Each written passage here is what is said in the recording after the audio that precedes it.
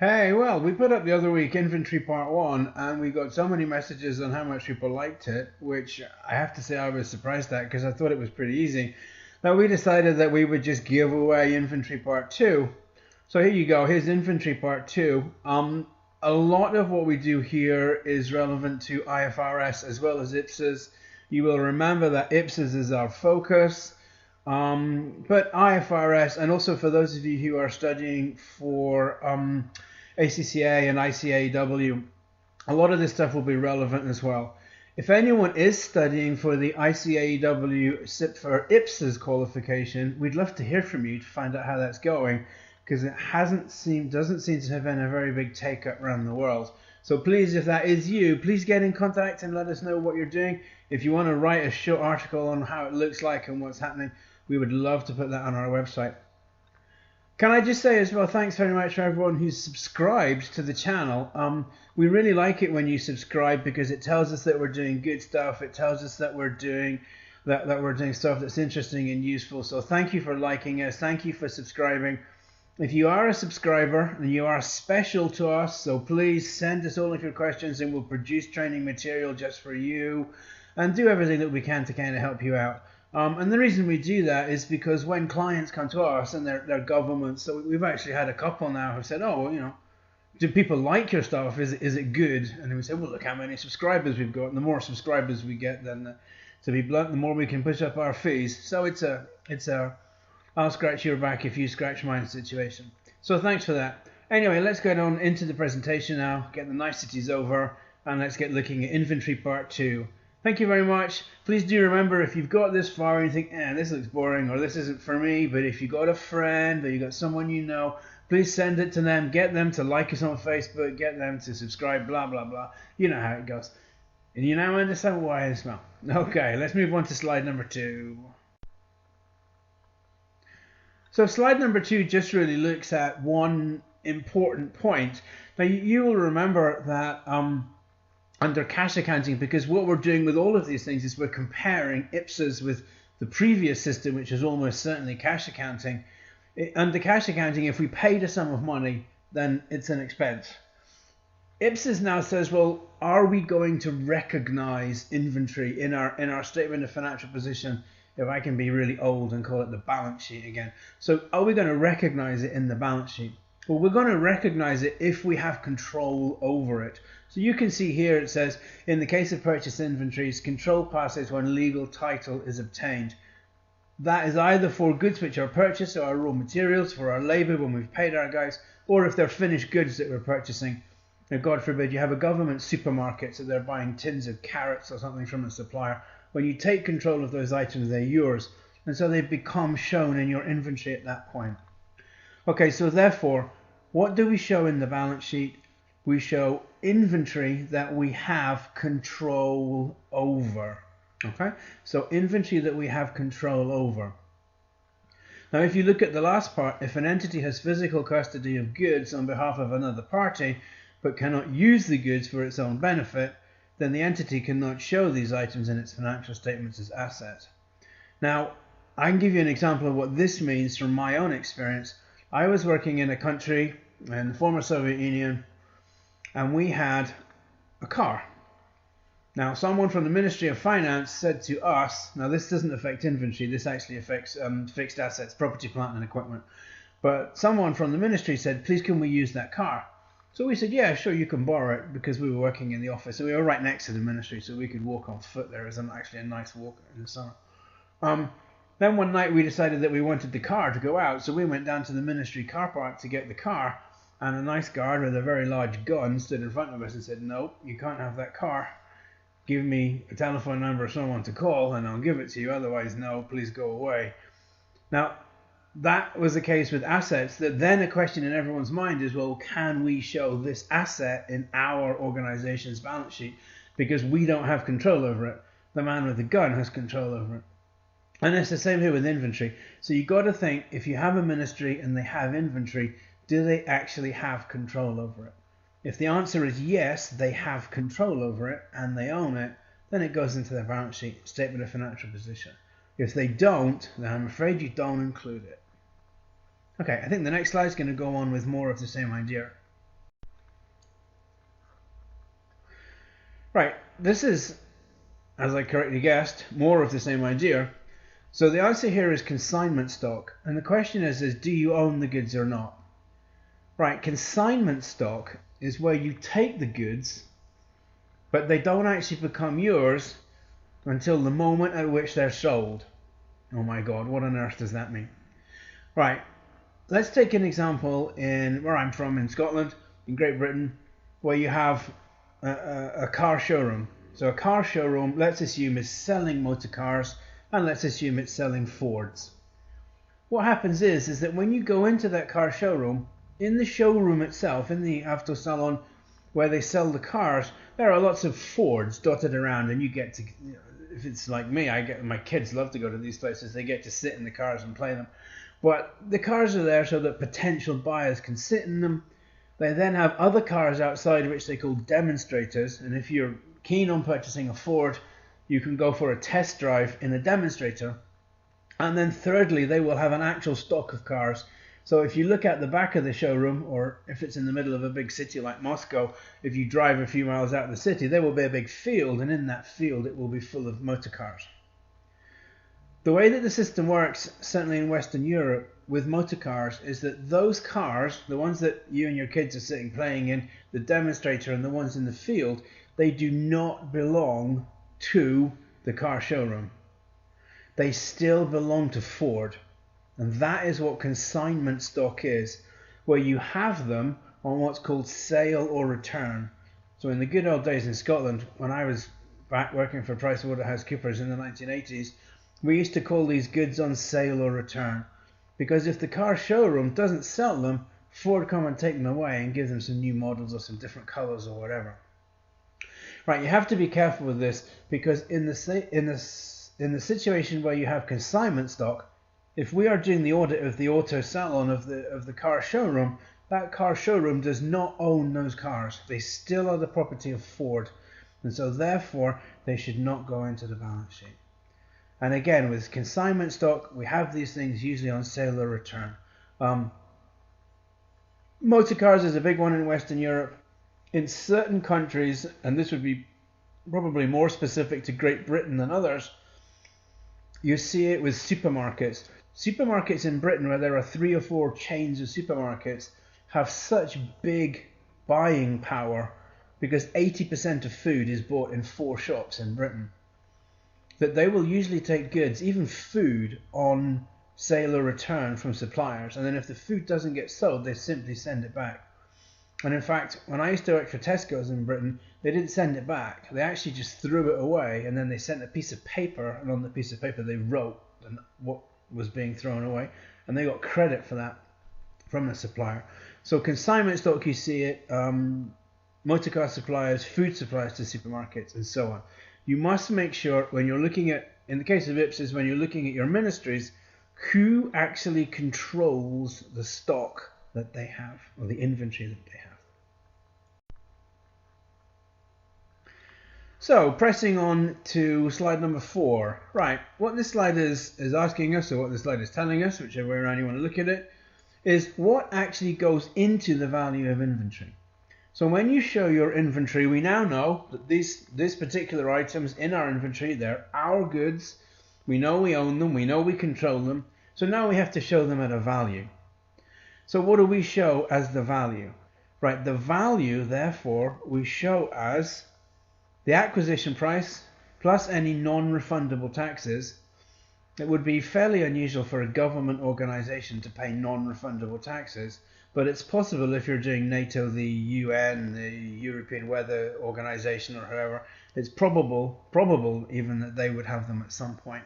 So it's the acquisition price plus any non-refundable taxes, plus, now look at what the slide says there, any other costs necessary to bring the inventory to the point where it can be used, and freight costs of bringing it to the warehouse. So what we're saying, therefore, is that we must be able to use this inventory. So it's any costs that we would incur which enables us to use the inventory, be they manufacturing, be they changes, be they freight costs to bring the stuff to us to the warehouse. All of those costs to get it to the point where we can use it. Okay? Right, that's what you include. What you do not include is storage costs. We simply show storage costs as expenses. The reason is that this dates back to, or this goes back to the principle of prudence, where we are concerned that we may not actually be able to sell the stuff. So therefore at that point, now you could say, well, that should apply to the acquisition cost as well then. Well, for whatever reason, storage costs are not deemed to be cost of the inventory itself. It is not the good itself. Storage cost is a separate overhead. Secondly, you've got things there like indirect overheads, and the big ones that you would see there, marketing, selling costs, particularly stuff like research and development and so on. And it says there that these are period expenses, right? A period expense is an expense which is written off through the income statement, through the profit and loss account, through the statement of financial performance, comprehensive statement of financial performance in the period. So in other words, it does not go to the balance sheet. Those costs go to the income statement. Right, this is a special one, and it's on a slide all on its own there, and I can't remember when I wrote these slides why I put this all on its own. I mean, you can pretty much read it yourself. If you have donated inventory, it is valued at fair value at the date of the donation. And the way that you would get that fair value at the date of donation is you get it from the donor. So you'd ask the donor what cost they've got it. It sounds like the kind of thing that would give you an issue in real life, but in fact it's not. In fact, usually the donors have very good records and they know exactly what you're giving. They probably claiming tax breaks or something, so they know they're going to get audited anyway. Think about the double entry there as well. You're going to be debiting, therefore, your inventory, and you're going to be crediting donation income. So you're going to have a credit to income also for that value as well. Right, manufactured inventory. I think we did this in course number 1 actually. Manufactured inventory, again, from a textbook standpoint, very, very simple. Direct materials, direct labor, and direct overhead. So if you're manufacturing motor cars, your materials will be your metal, your gearboxes, whatever you bring in, your labor, the wages of the guys, and your overhead is your direct production overhead. So the electricity that's used on the production line. For motor cars as well, because they're built on conveyors, so moving the conveyors around. I did some work for Nissan in Britain, so changing the paint to get the different colors of cars at that time was a big deal. So therefore the cost of those things, because they are direct overhead. We exclude, again, selling costs, and I've got there selling costs and I've got selling overhead. They're probably pretty much the same kind of thing. So marketing costs, outward freight costs would be one of those. Packaging costs would be included again in the sense that it's direct, and again we looked at that in number 1 in inventory 1. Finally, non-direct overhead, so all the other stuff like the telephone cost and the property taxes on your building and so on are not included. They're all, once again, that phrase, period costs. Okay, I want to make sure that you understand the English of this, because just reading it, it's maybe not 110% clear. It says, IPSIS require inventories to be capitalized when acquired and expense when they are, and then it gives you the 4 words. So what the slide is telling you is that the inventory is in the balance sheet. It will move from the balance sheet into the income statement at the point when any one of those 4 things happens. So therefore, these things will appear as expenses in your income statement when those items of inventory are consumed, exchanged, distributed, or sold. I hope that's quite clear. Again, if it's not clear, the great joy of this is you can send me a message at the website. So our inventory is there in the balance sheet, in the statement of financial position, moves across the comprehensive statement of income when our items are consumed, exchanged, distributed, and sold.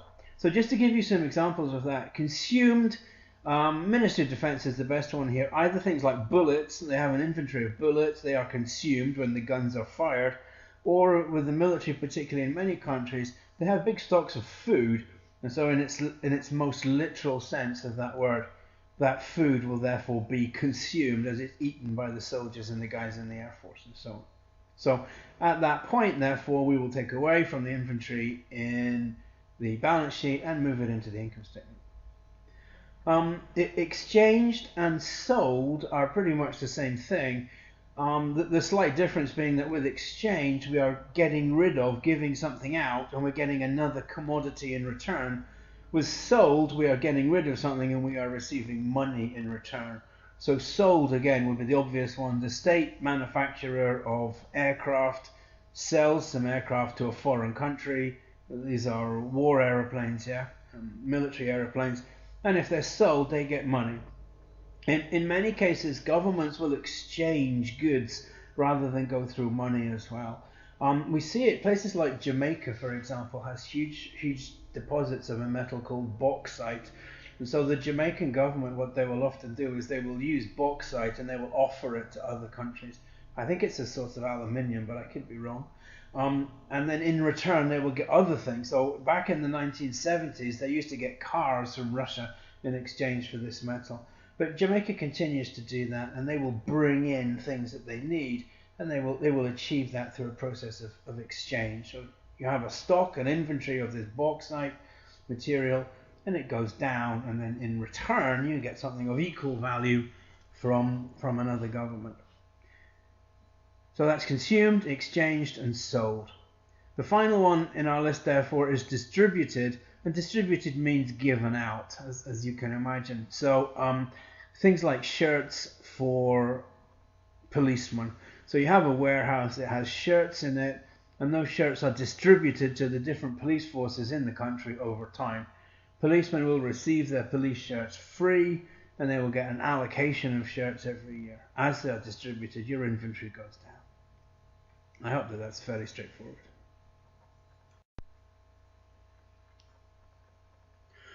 Okay, what we're going to look at now is the double entry bookkeeping for inventory.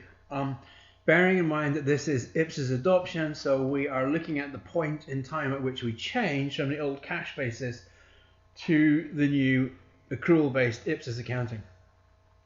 So what will happen is at the 1st of January that we will have to debit our inventory and credit our IPSA's adjustment. Right, just stop a minute and look at that, because that's a big step, and it's a once in a lifetime step as well. First of all, just think about the amount of work that goes into this. Assuming that this is the Ministry of Defence, what's actually going to happen to the Ministry of Defence is that they are going to have to value all of the inventory, everything they own, all over the world. Okay, now that is just a phenomenal piece of work, and I've done this in several organisations now. Huge amount of work. However, we're not in the real world, we're in a classroom, so therefore that's going to give us a value. Now what we're going to have to do with that value then is we're going to have to introduce that value as a value for inventory. Now, when you introduce these IPSA's adjustments, what you're doing is you're correcting the old accounting policies. So the reality of them is that here I've written the 1st of January, but in fact what we do is we have this kind of theoretical moment in time, which is after the 31st of December, but before the 1st of January, and we make all of our IPSA's adjustments. And your computer system will generate a period for this. So when you look into Oracle, for example, Oracle will have your 12 monthly periods, but it will now allow you to create other periods as well. Some companies have their payroll on a 4 weekly cycle, so you have 13 periods every year. So you'll create a period, let's call it, period 75. And period 75 will be adjustments that you make in your ERP system, and this will be one of those adjustments. And it's occurring after the 31st of December, but before the 1st of January, if you can get your head around that. Right, that's the first thing. The second thing is, look where those debits and credits are going. The credit is going to an IPSA's adjustment account. Right, this is going to be a one-off account that's going to be in your balance sheet, and it's going to take account of all of the IPSA's adjustments. So as a disclosure item, you're going to have to make a note of what these things are. So we're debiting inventory. For every debit, there must be a credit, so the credit will go to this account. It's going to be the same for your fixed assets, for your property, plant, and equipment. You will debit fixed assets at cost, you will credit accumulated depreciation, and the difference, which is equal to your net book value, will go into this account as well, and it will be in your IPSA's adjustment account. So notice that our Ministry of Defence has adopted IPSAs as at the 1st of January. So we will debit inventory, and notice it's in the income statement. Yeah, so we've debited in the statement of comprehensive income what you'll see in my dotage I call the profit and loss account, and we've debited it. So you've got an expense in your income statement, and we've credited that IPSAs adjustment. Right, that's as at the start of the year, and in fact it's going to be 1 nanosecond before the 1st of January. Moving on. For the next 12 months, as we acquire inventory, what we're doing here is we are debiting an account which is called purchases, and we are crediting cash and payables. Now once again, just have a look at that. Please, please, please remember this is only for the financial statements. When we come on to slide 9, you'll see what happens in the sub-ledgers and so on in your accounting system. So everything that we purchase goes to an account called purchases, which is an account which is in the statement of comprehensive income. Okay? Right, I can hear you now screaming, but no, inventory is a balance sheet account. It must go to inventory because it's in the warehouse. We'll cover that on slide number 9. Okay? Just bear with me, relax, all will become clear in a minute. Right, on the 31st of December, we go through this process of a stock take, a stock count, and God knows when I was in Edinburgh, I did enough of these damn things. What's going to happen to you, therefore, is you will value, so this is the Ministry of Defence, they will value all of their inventory all over the world, once again, at the 31st of December. This is assuming, of course, that your government has a calendar year. We get a number, and we just put one journal entry through, right? Please notice that it's just one journal entry. Again, only for the financial statements. You debit inventory in your statement of financial position, your balance sheet, and you credit inventory in your income statement, profit and loss account, in your statement of comprehensive income. Okay? So therefore, you've got one entry for opening inventory, one entry for closing inventory, and everything that was purchased in between has gone to an account which, fortunately enough, we call purchases. Now on to our 9th and final slide. In terms, therefore, of what you've got in your profit and loss account, in your income statement, in your comprehensive statement of income, you've got an expense, which is your inventory as at the 1st of January. You are adding to it, so plus all of the purchases during the year, and then minus what is your inventory at the 31st of December. So as it says quite succinctly in the slide, and this is what I always tell students when I used to teach ACCA to remember, is that what we have in our income statement as what has been used, or what we would call in the olden days our cost of goods sold, is we have what we had at the beginning plus what we bought minus what we've got left at the end. And that is exactly what you want. If you think about what have you sold, you've sold what you had at the start plus what you bought minus what's left at the end. Okay? And that's how it works.